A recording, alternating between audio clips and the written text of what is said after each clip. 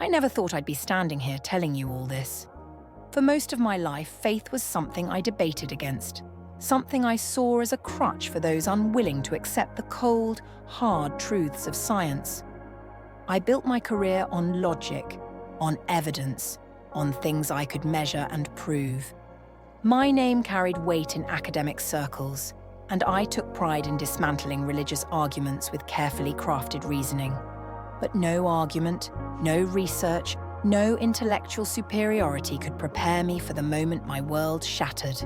The moment my daughter, my sweet little Maya, slipped into a coma right before my eyes. It was a freak accident.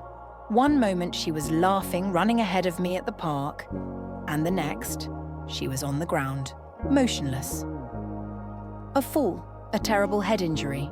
Everything after that was a blur of ambulance sirens, doctors speaking in hushed voices, and the sterile smell of the ICU. I remember standing next to her tiny hospital bed, surrounded by machines keeping her alive, and for the first time in my life, I felt powerless. Science had always given me answers, but now, the best it could offer was uncertainty. "We have to wait," they told me. "She may never wake up." I had spent my life disproving God, but in that moment all I could do was whisper, "God, if you're real, please." I don't know what I expected to happen. Maybe nothing. Maybe just the hollow silence I had always assumed was on the other side of prayer. But the moment the words left my lips, something happened that I still can't explain. The machines started beeping differently, nurses rushed in, and I heard a sound that nearly brought me to my knees, Maya's small, weak voice whispering, "Mommy." She was awake. After days of no response, no movement, she was awake.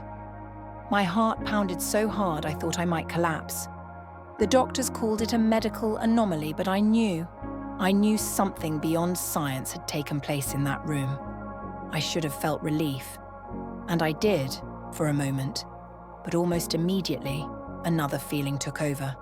Fear.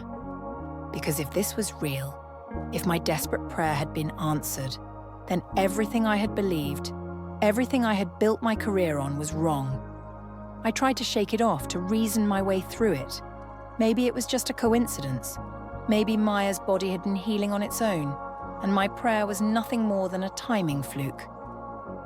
But deep down, I couldn't let it go. That moment haunted me. I had spent my whole life demanding evidence of God, and now, when I had it staring me in the face, I didn't know what to do. I threw myself into research, but not the kind I was used to. For the first time in my life, I wasn't looking for proof that God didn't exist. I was looking for proof that He did. I read stories of miracles, testimonies from people who had experienced the unexplainable. I even started reading the Bible, something I had dismissed as nothing more than an outdated book of myths. And that's when I came across John 14:13-14. "And I will do whatever you ask in my name, so that the Father may be glorified in the Son. You may ask me for anything in my name, and I will do it." Those words hit me like a punch to the gut. Had I done that? Had I unknowingly cried out in the name of a God I didn't believe in? And He answered. I wanted to talk to someone, but who? My colleagues would think I'd lost my mind. My whole identity was built on my rejection of faith. If I admitted I was questioning, I could lose everything. My credibility, my career, my reputation. But I couldn't ignore what had happened. I started attending church, sitting in the back, hoping no one would recognize me. I listened, I observed, and for the first time, I let myself wonder, what if I had been wrong all along?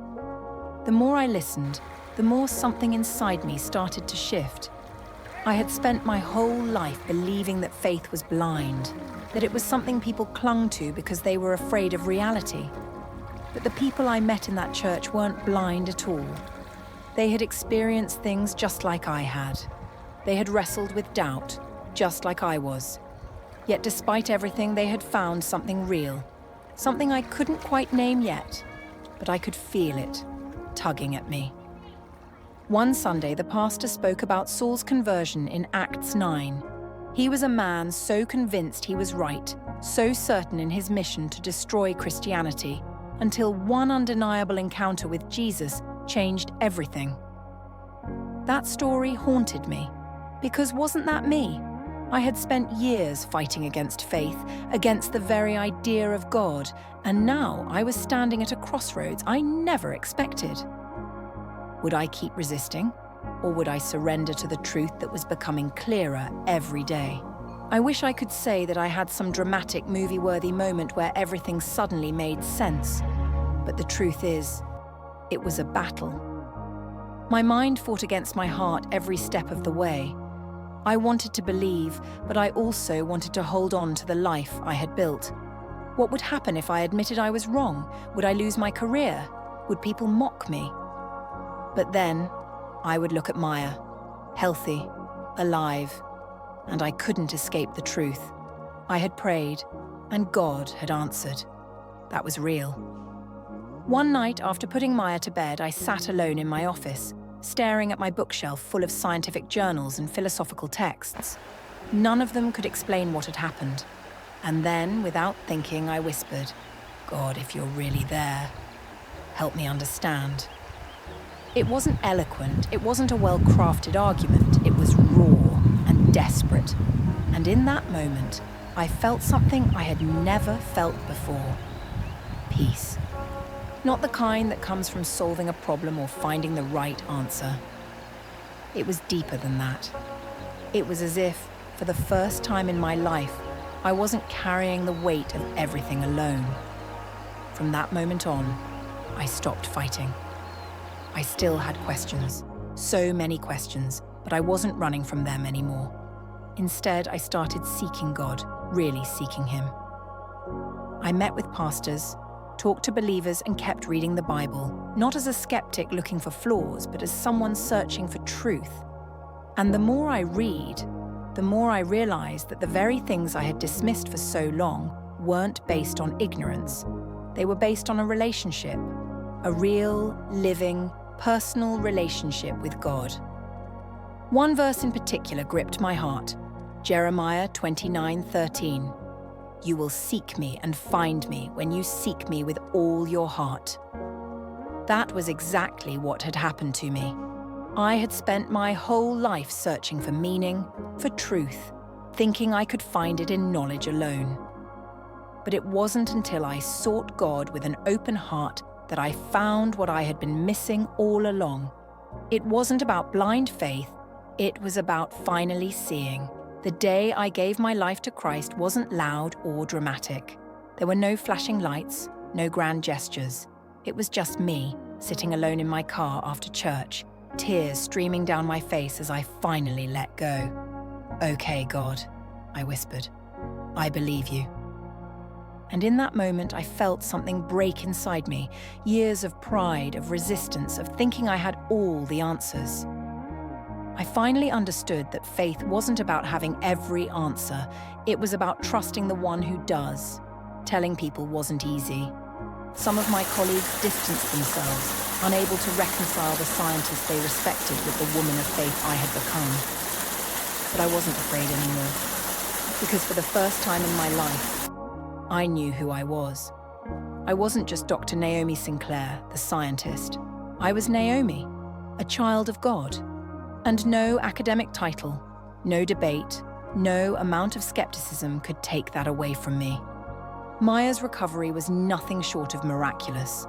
The doctors had expected a long, difficult road ahead, but within weeks she was running around the house like nothing had ever happened. Every time I watched her laugh, every time she wrapped her arms around me, I was reminded of the moment everything changed. Science couldn't explain it, but I didn't need it to anymore. I knew exactly who had saved her. Now, when I stand before audiences, I don't debate anymore. I testify. I tell them about the God I once denied, the God who met me in my darkest moment and showed me He was real. I still love science. I still believe in reason and logic. But now I know the greatest truth of all. Faith and science were never enemies. The universe isn't random. It was designed. And the one who created it all? He knew